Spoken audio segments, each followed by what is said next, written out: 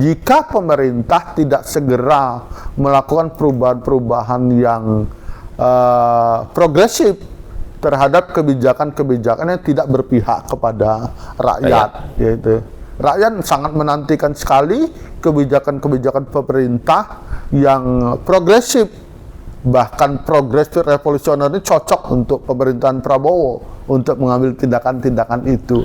Jadi saya kira pemerintahan sekarang dalam hal ini ada Jenderal Prabowo tidak perlu ragu-ragu lagi untuk mengambil keputusan. Toh mau tidak mau beliau adalah presidennya, gitu. Dan mau tidak mau dia adalah seorang jenderal, gitu. Jadi sudah tepatlah jika beliau segera mengambil tindakan yang progresif untuk mencapai Indonesia yang makmur sejahtera ke depan. Oke.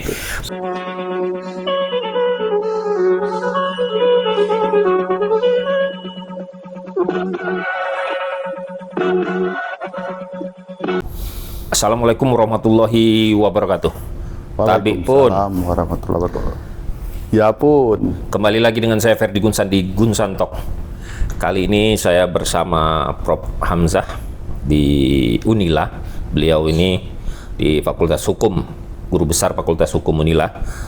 Sekarang menjabat sebagai Ketua ya Prof ya? SPI ya? Ketua SPI Unila.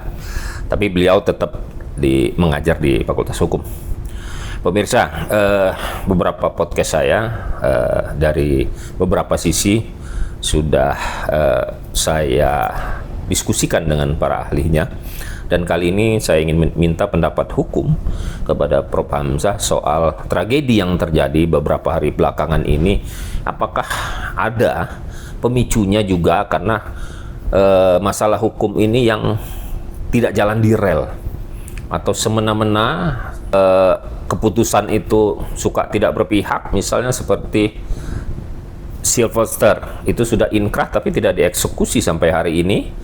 Apakah itu salah satu pemicu juga keresahan dari masyarakat, ataupun karena undang-undang juga yang waktu Gibran Rakabuming Raka menjadi calon itu karena perubahan status umur, ataukah juga karena ada gap juga, walaupun gap antara gajinya kejaksaan, jaksa hakim dan rakyat misalnya, tapi kasus-kasus tetap jalan di tempat atau tidak seimbang.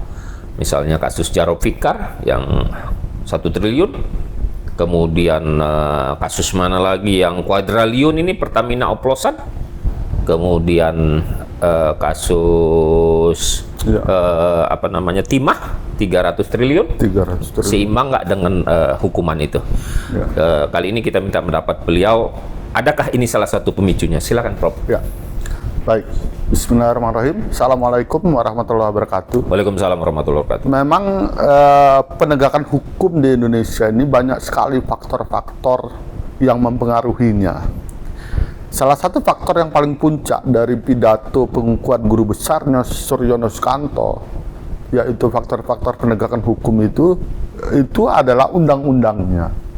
Itu penyebabnya. Kenapa? Undang-undangnya itu masih menggunakan undang-undang rejim lama.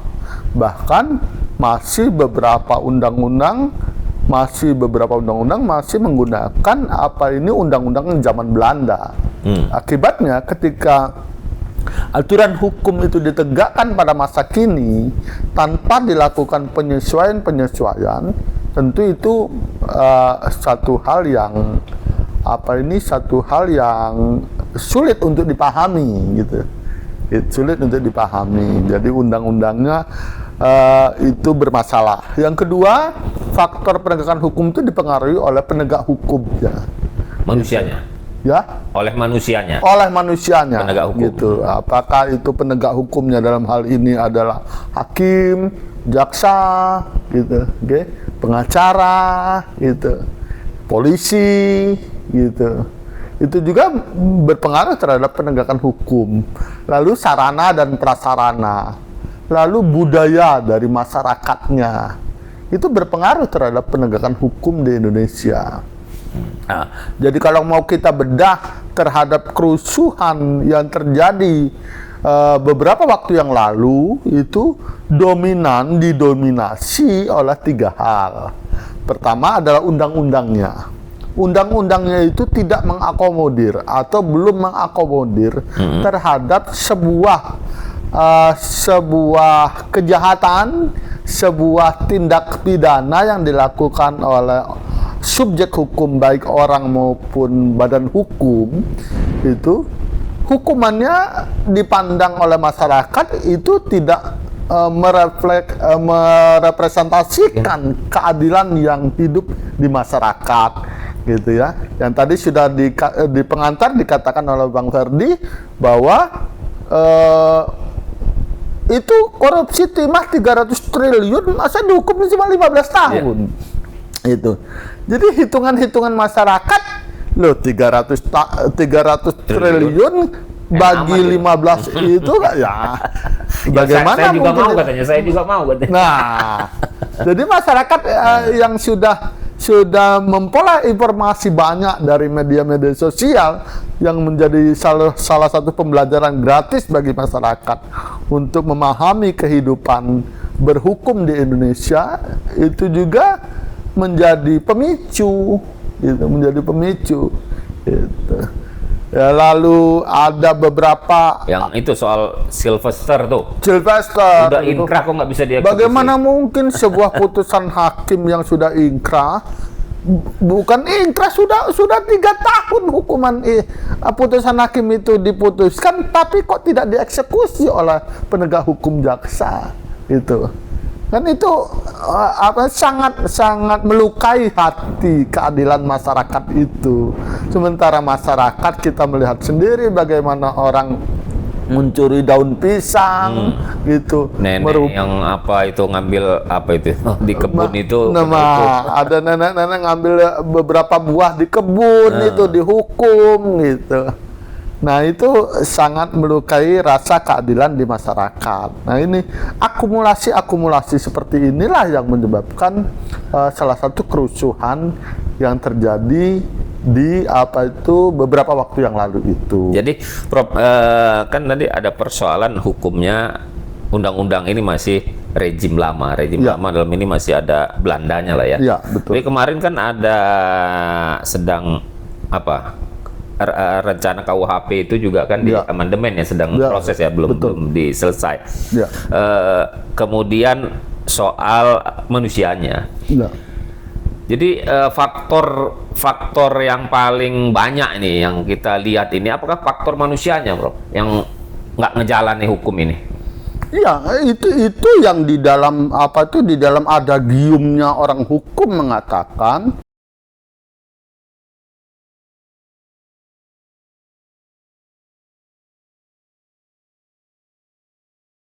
bahwa aturan hukum yang buruk sekalipun, tapi berada di tangan penegak hukum yang baik, dia akan baik. Itu aturan hukum yang baik sekalipun, tapi berada di tangan penegak hukum yang buruk, dia akan buruk. Idealnya aturan hukum itu baik, penegak hukumnya baik.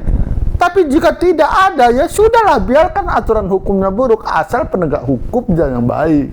Nah, dan itu pengaruh nggak sama pendapatan hakim atau jaksa ini? Yang katanya sih sudah cukup tinggi ya sebenarnya pendapatan mereka, take home pay-nya kalau di perusahaan kan itu sudah tinggi gitu. Ada pengaruh nggak karena mereka melakukan seperti ini, karena kan banyak yang ketangkap juga gitu, jaksa atau hakim banyak ketangkap juga. Ada nggak pengaruhnya ini karena gajinya kurang? Di dalam hukum itu tidak mengukur pendapatan pada penegakan sebuah rasa keadilan, sebuah penegakan hukum. Itu hukum hanya mengatakan bahwa tegaknya aturan hukum itu oleh penegak hukum itu karena itikat baik dari penegak hukum itu, gitu. Karena kita juga kan melihat bahwa di dalam Pancasila itu kan sila pertama itu kan ketuhanan yang Maha Esa. Jadi orang Indonesia itu dalam hal ini adalah penegak hukumnya, itu kan orang yang bertuhan. yang beragama ya. Beragama gitu. Dan agama baik semua ya, nggak Ah, ada yang mengarahkan harus berbuat Nggak kejahatan, nggak ada ya? ada gitu. Kan contoh-contoh penegak hukum yang brilian itu dia tidak peduli. Penegak-penegak hukum yang baik, yang hebat-hebat itu dia tidak peduli terhadap gaji yang dia miliki gitu. Seharusnya begitu ya. Seharusnya dia punya pandangan ideal seperti itu.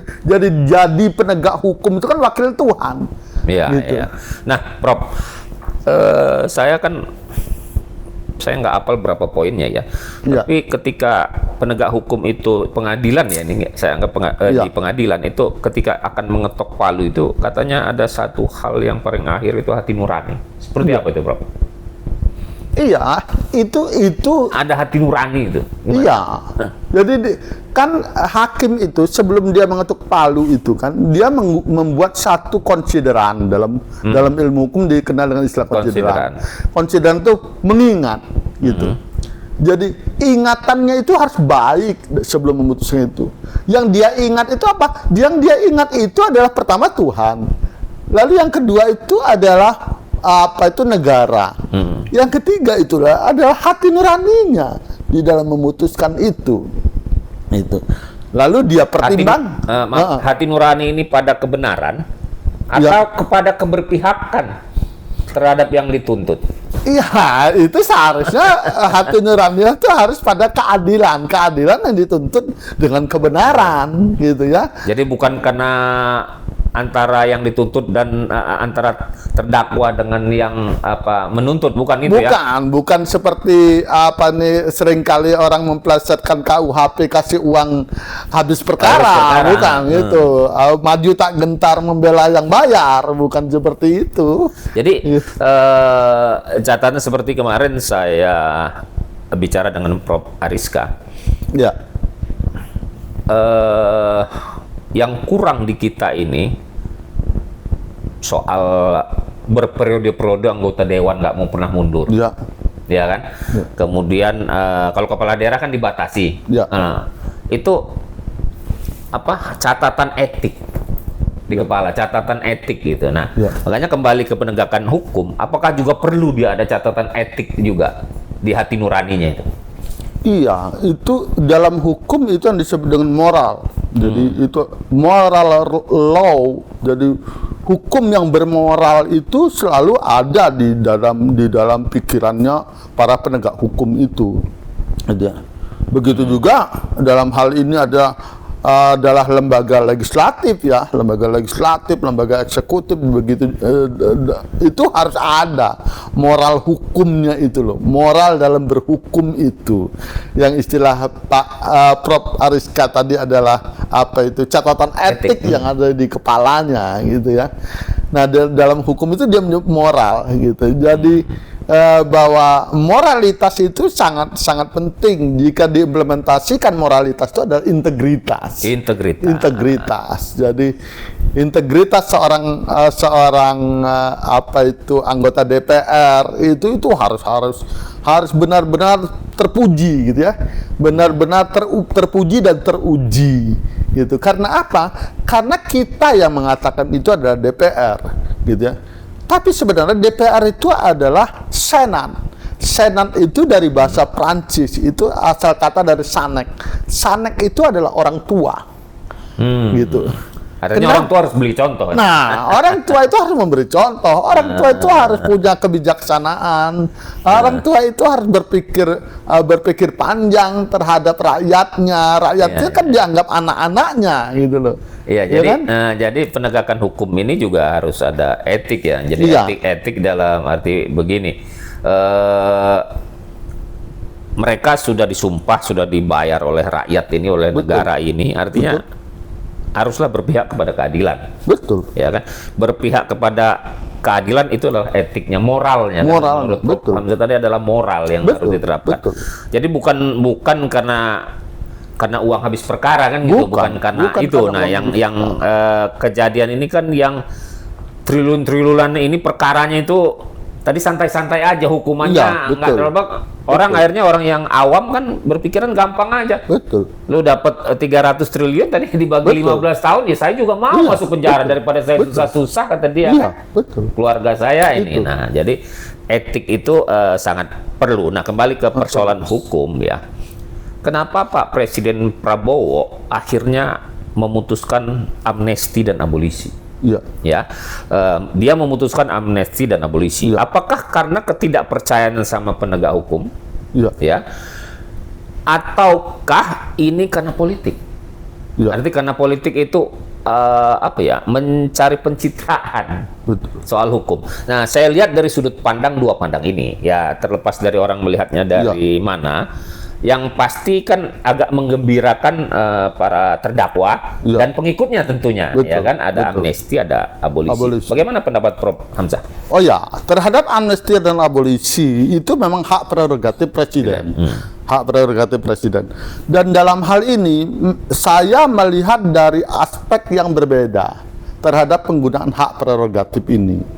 Dari awal pemerintahan Prabowo ini, dia berkeinginan ingin merangkul semua. Ya. Ingin merangkul semua elemen masyarakat itu agar elemen masyarakat itu tidak terpecah belah. Gitu. Jadi kalau kita melihat koalisi yang dilakukan oleh Prabowo adalah koalisi yang terbesar yang pernah terjadi di Indonesia. Semuanya mengikuti arah itu. Hanya meninggalkan PDIP. PDIP pun tidak Sekarang terlalu udah keras. masuk loh, Ya, itu. Lalu begitu juga dengan Nasdem.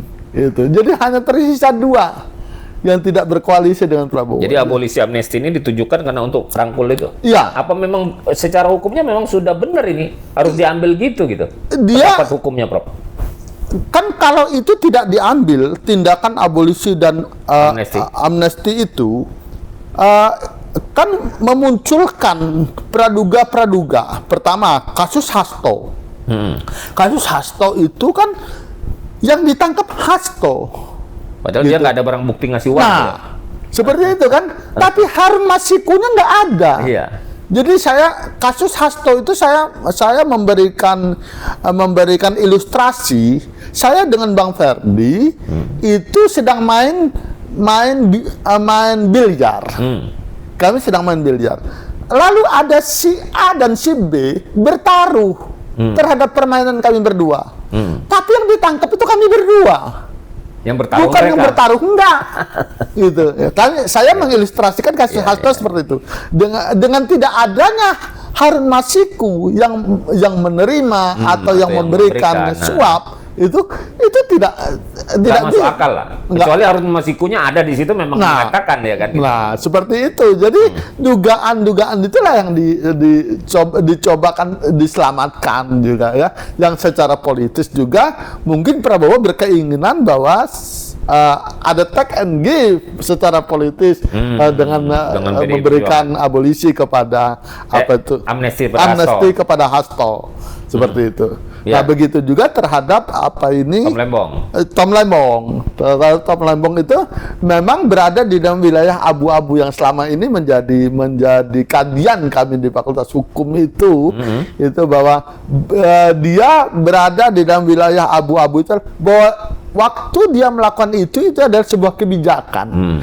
Kebijakan itu hukumannya adalah maladministrasi. Jadi kalau maladministrasi berarti ya dan ada perintah juga dari atasan. Dari atasan. Jadi mengikuti perintah seperti itu, jadi hukumannya tidak ada untuk sebuah kebijakan itu ya. Kecuali kebijakan itu betul-betul sudah dihitung sangat merugikan negara. Ya, karena itu acuannya memperkaya orang lain. Nah, itu. Mens areanya di situ katanya. Ya. Ya, tapi kalau dilihat setelah dia juga begitu kan, setelah Betul, dia. betul. Ya.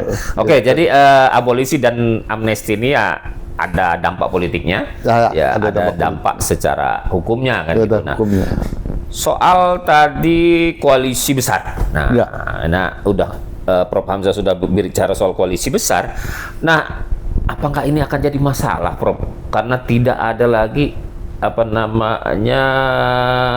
lawan, apa istilah lawan ini apa ya namanya? Oposisi. Oposisi. Iya. Nah, tidak ada oposisi, berarti tidak ada kritikan yang di jalannya, atau dia mau kritik di dalam. Nah, karena ini menurut saya ketika ini sesuatu itu bekerja sama, masalah itu akan timbul. Masalah apa yang akan timbul lebih besar? Karena kejahatan pasti. Ya. Karena nggak ada yang protes gitu. Ya. Akan memberi peluang, namanya manusia. Ya. Seperti itu Kak Prof? Ya, itu perhitungan secara politis yang dilakukan oleh Presiden Prabowo bahwa yang dinyamakan oposisi itu seolah-olah adalah lawan politik, gitu, lawan politik. Jadi dia merangkul sebanyak-banyaknya lawan politik itu, seperti itu. Oleh karenanya, dengan tidak adanya oposisi di situ atau minimnya oposisi itu, daya dorong untuk melakukan kritik secara politis yang disahkan oleh aturan hukum itu menjadi kecil, gitu. Makanya mungkin bisa terjadi yang kayak kemarin gitu. Akhirnya rakyat langsung yang jadi oposisi. Itu ketika seperti itulah yang terjadi, gitu. Jadi ketika dia merasa semua sudah dirangkul dan rakyat itu mentok, mereka ya, mentok. itu dia melupakan konstituen yang sebenarnya. Itu menyebabkan dia melupakan konstituen yang sebenarnya, itu rakyat yang memilih, gitu. Dan itu rakyat langsung menilai bagaimana kebijakan efisiensi itu dilakukan, tetapi dengan kabinet yang begitu besar. Gitu ya. Lalu yang tadi Bang Ferdi bilang bahwa gaji hakim dinaikkan 250%, gitu. Itu juga menjadi pertimbangan dan akhirnya pemicu terbesarnya adalah bagaimana tunjangan anggota DPR itu naik. Macam-macam tunjangannya, macam-macam yang nggak jelas, yang tunjangan puasa aja yang belum masuk. Kalau zaman dulu kan ada tunjangan itu, orang yang kerja di pokoknya puasa dia dapat tunjangan, harusnya puasa kan ngerem ya. Sementara rakyat tidak memperoleh itu, cuma rakyat tetap mengais uang itu serupiah demi serupiah. Iya, gitu. Mereka nggak punya gaji tetap masalahnya. Ya, kalau yang kerja di umum ya kan nggak punya, nggak punya gaji tetap gitu. Jadi perlawanan rakyat ini yang banyak orang mengatakan bahwa ada yang bermain di belakangnya. Ya, betul. Ya, kalau penumpang gelap pastilah dimanapun pergerakan pasti ada penumpang gelap. Ya. Tapi apakah ini ada yang bermain? Apakah Prof Hamzah setuju dengan pernyataan banyak orang ada yang bermain ini? Saya tidak mengatakan itu bermain, ya. Saya tidak mengatakan itu bermain, tapi saya menulis dalam status saya itu, ya.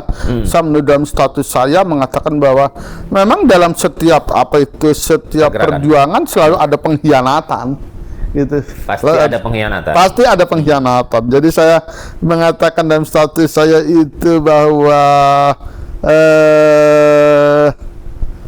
karena selalu ada pengkhianatan dalam setiap perjuangan itu. Oleh karenanya ya itu yang harus disikapi sebagai sebuah pengkhianatan itu. Jadi saya pun mohon izin ini, saya diminta pendapatnya, apakah bisa dimasukkan pasal makar untuk orang melakukan pengkhianatan seperti itu? Kata saya bisa dimasukkan sepanjang Bapak memiliki bukti. Memiliki bukti. Sepanjang memiliki bukti. Gitu. Bukti yang memang benar ya, sebenarnya ya, bukan bukti yang dibuat-buat, kan bisa juga bukti yang dibuat-buat gitu. Ya contohnya seperti kemarin ya, kemarin ke demonstrasi di Lampung, demonstrasi di Lampung, kan buktinya nyata itu. Orang itu bawa bom molotov, anak-anak juga itu. Bawa bom molotov, udah itu membeli jaket Gojek, gitu, membeli jaket Gojek, itu kan penumpang gelap di dalam hal ini. Gitu. Ya itu belum juga diungkap tuh sama kepolisian, siapa dalangnya juga belum tahu kan sampai hari ini. Ya harusnya nanti diungkap ya kan. Harusnya diungkap supaya transparan. Jadi kembali lagi kita bicaranya soal hukum, tadi amnesti dan abolisi sudah dijelaskan, kemudian ada persoalan hukum yang tidak jalan pada relnya gitu ya. Tidak jalan pada relnya, harusnya ini berjalan di atas relnya. Nah, Prof, adakah hal-hal lain yang kira-kira perlu diperbaiki dalam waktu dekat ini? Ya, itu satu. Terus sebelum itu dijawab, soal demo ketika ada brutal itu, Ya. itu kan baru ditindaklanjuti. Ya. Baru ada rasa ketakutan pejabat sampai di presiden gitu, mau tidak lanjut dengan berbicara bahwa akan sungguh-sungguh untuk undang-undang perampasan aset. Ya. Nah, sementara para petinggi termasuk aktivis 98 yang sudah menjabat di pemerintahan itu mengatakan kalau demo itu jangan merusak. Ya. Nah, tapi akhirnya demo atau brutal atau ada pergerakan penghancuran itu kan simbol dari sebelum kita dulu, pergerakan demonstrasi Malari ataupun 98 kan tetap akan ditindaklanjuti itu kalau ada brutal, ada perusakan. Ya. Kalau tidak, sama dengan no viral, no justice. Ya. Nah, jadi menurut Profesor Hamzah, apakah ini memang simbol pergerakan dengan brutal itu biar bisa ditindaklanjuti oleh pemerintah? Ya, demo itu berbeda dengan demokrasi. Walaupun sama-sama demo. Beda dengan demokrasi. Ya, okay. ya. Demonstrasi itu berbeda dengan demokrasi. Gitu. Jadi ketika demonstrasi itu dilakukan, memang akses negatifnya itu akan lebih besar. Karena mengumpulkan banyak orang yang ingin menyuarakan pendapatnya, seperti itu. Sehingga di dalam perjalanannya itu dia tidak memiliki kontrol yang kuat gitu ketika demonstrasi itu dilakukan. Akibatnya akses negatif itu akan terjadi. Seperti peristiwa tahun 1965, lalu Malari dan seterusnya berakibat lalu 1998 gitu. Tetap ada kekerasan di situ. Tetap ada. Nah, itulah tugas dari para penegak hukum, dalam hal ini adalah polisi, gitu ya. Dalam hal ini polisi untuk menjaga agar akses itu tidak terjadi. Kalau itu terjadi, dilakukan minimalisasi gitu. Dan mungkin untuk pemerintahnya akibat itu kan harus perbaikan kan gitu. Ya, bagi pemerintah begitu. Kan demonstrasi itu kan mendemonstrasi kebijakan pemerintah yang menurut konstituennya itu tidak sesuai gitu. Berjalan tidak pada relnya, istilah Bang Ferdi tadi gitu. Nah, jadi demonstrasi itu mengajak pemerintah atau menarik pemerintah gitu, atau mendorong pemerintah agar berjalan di atas relnya. Di atas relnya itu apa maksudnya di dalam konstitusi Indonesia itu keadilan sosial bagi seluruh rakyat Indonesia harus benar-benar dijaga. Tujuan akhirnya itu akan ke situ. Jadi sebenarnya pemerintah kalau sudah di warning sama pergerakan kecil pun, mahasiswa misalnya, harusnya mencoba perbaikan sebelum sampai terjadi brutalisme ini kan. Betul. Seharusnya kan begitu. Akhirnya yang bicara no viral no justice itu kan kejadian gitu. Iya, betul. Kalau nggak viral, nggak ada hukum gitu. Nah, jadi hal yang imbang atau wajar saja akhirnya orang menjadi emosi kan gitu. Betul. Jadi emosi. Nah, ke depan baiknya kan pemerintah ini ketika ada pergerakan mahasiswa sekecil apapun, cobalah ditindaklanjuti. Betul. Ya kan, Bro? Bukan ditampung saja. Betul. Kan kebanyakan dikumpulkan nanti kami tampung. Besok selesai. Nanti mahasiswa demo lagi. Betul. Gitu aja karena kecil, nggak ada ekses penghancuran. Bandel gitu kan. Gitu.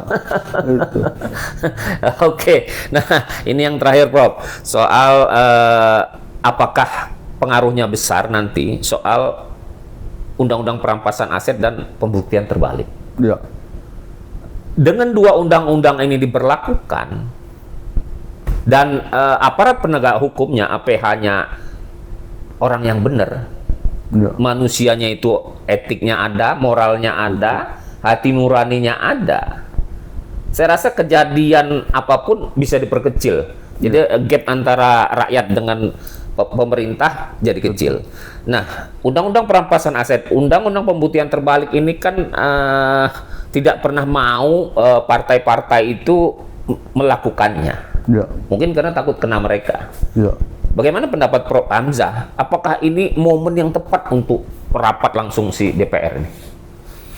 Ya, ini memang ini simalakama ya terhadap undang-undang perampasan aset jika tidak dicermati dengan baik. Gitu. Yang pertama, kalau undang-undang perampasan aset ini sampai disahkan oleh DPR, gitu, kita harus mewanti-wanti terhadap bagaimana menjalankan undang-undang perampasan aset itu. Jangan sampai penegak hukum juga menyalahi aturan hukumnya. Gitu, dia merampas aset ketika merampas aset ketika tidak ada izin dari pengadilan, gitu. Ketika itu mau dirampas sebelum putusan itu dinyatakan ingkrah oleh pengadilan. Atau dia melakukan itu setelah ingkrah, tapi dia mengambil aset yang tidak dimasukkan dalam putusan itu. Itu juga menjadi hal yang harus dicermati dari undang-undang perampasan aset itu. Oke. Yang kedua, terhadap undang-undang pembuktian terbalik. Itu memang hal yang diinginkan sudah lama ya oleh para akademisi hukum ya. Akademisi hukum menginginkan itu. Hanya saja di dalam pidana itu dia harus merubah pasal satunya itu. Undang-undang pidana? Ya, yang mengatakan nullum delictum nulla puna sine praepae lege punali. Azas legalitasnya itu. Jadi tiada seorang pun bisa dipidana tanpa ada aturan hukum yang lebih dahulu mengaturnya. Akibatnya perampasan aset pembuktian terbalik itu azas hukumnya juga membahas persoalan bahwa siapa yang menuduh itulah yang membuktikan. Ini. Nah, ini terbalik gitu. Karena saya sudah menuduh Anda hartanya itu diperoleh dari hasil korupsi, diperiksa dulu. Maka bisa langsung diperiksa dulu. Nah, itu ini jadi problematika tersendiri gitu ya. Karena dia tidak mau membongkar dirinya sendiri. Itu untuk membuktikan bahwa hartanya itu diperoleh dari hal-hal yang baik, bukan dari kejahatan. Kalau pendapat saya, perampasan aset ini mengurangi orang untuk korupsi kalau penegakan hukumnya benar ya, aparat penegak hukumnya benar. Kenapa? Ini ketika seorang ASN misalnya baru bekerja, yang tadinya dia nggak punya mobil, baru setahun 2 tahun punya mobil mewah, kemudian rumah mewah gitu. Kan bisa langsung diperiksa dulu tuh. Betul. Nah, mengurangi untuk orang preventif namanya ya, mengurangi untuk orang korupsi, bukan korupsi dulu ditangkap gitu. Betul. Ya kan begitu maksudnya ya, Prof ya. Jadi, ini kelihatan nih, ini seorang anggota DPR nih kok tiba-tiba dia ininya asetnya bertambah berlipat-lipat gitu. Iya, betul. Kalau sekarang kan di LHKPN itu awal dia misalnya 1 miliar. Tiba-tiba di periode kedua dia sudah 20 miliar gitu. Ya nggak ada masalah, nggak ada yang nangkep juga. Iya, betul. Kan sumbernya dari mana kalau dia nggak ada bisnis lain? Betul. Atau dia ada bisnis KKN? Betul. Karena jabatan dia DPR. Iya. Ya kan, dia punya bisnis itu. Misalnya bisnis tambang misalnya. Betul. Ya begitu ya, Prof ya. Soal perampasan aset. Betul. Perampasan soal pembuktian terbalik. Jadi menurut Prof Hamzah, perampasan aset dan pembuktian terbalik ini harus secepatnya tidak? Menurut saya memang harus secepatnya ya. Kita memang progresivitas hukum itu memang harus terus-menerus dilakukan ya dalam penegakan hukumnya gitu. Bahkan saya terhadap apa yang dikatakan oleh Profesor Sasito Raharjo terhadap hukum progresif, saya mengatakan mohon Prof Cip itu tidak saja hukum yang progresif, tapi hukum yang progresif revolusioner, gitu. Jadi secepatnya itu dilakukan revolusi. Iya, karena kita tidak bisa menunggu seperti Amerika. Amerika itu sampai pada titik nadirnya sekarang menjadi sebuah negara demokrasi yang maju itu kan melampaui waktu 300 tahun. Iya, prosesnya panjang. Nah, prosesnya panjang. Nah, apakah Indonesia harus menunggu sampai 300 tahun? Tidak juga. Jika memang kita mau melakukan seperti yang dinyatakan oleh Prof. Sacipto Raharjo itu, penegakan hukumnya ada penegakan hukum progresif yang saya tambah menjadi progresif revolusioner. Gitu, ya, jadi memang hukum itu harusnya penerapannya juga harus ada sering perubahan ya, trial and error kan hukum ya, itu juga trial and error ya, kata Ariska kemarin juga begitu. Jadi harus berani dicoba gitu. Iya. Bukan nggak perlu, bukan, harus berani dicoba. Ya. Karena kalau dua undang ini diterapkan, satu aja pembuktian terbalik aja itu bisa meredam situasi sebenarnya. Ya. Gapnya jelas gitu. Jadi orang harusnya di normal. Kalau sekarang kalau tidak ditemukan kejahatannya, kalau nggak ketangkep basah, kalau nggak dia ketahuan malingnya, ya nggak bisa diapa-apain walaupun dia berpoya-poya gitu. Betul. Nggak ada yang bisa begitu. Gitu. Nah, jadi memang contoh yang paling undang-undang kita ada, Prof, yang seperti itu adalah pajak. Pajak itu kan eksekutor. Iya. Di tingkat bawah itu eksekutor dia. Ya. Dia bisa ngambil kita tanpa putusan pengadilan harta kita. Betul. Ya. Terus kalau kita mau melawan, kita ke atasannya. Kanwil kalau kita di sini. Ya. Kanwil kan atasan dia, nggak mungkin nggak berpihak kepada bawahannya. Iya, betul. Nah, ada di pengadilan tingginya. Iya. Baru independen. Ya. Dan artinya ini udah ada contoh lo bisa eksekutor nih di sini nih. Iya. Disita dulu nih, ambil, periksa, ya kan? Jalanin. Nah, kalau tidak terjadi, ya gugat. Iya.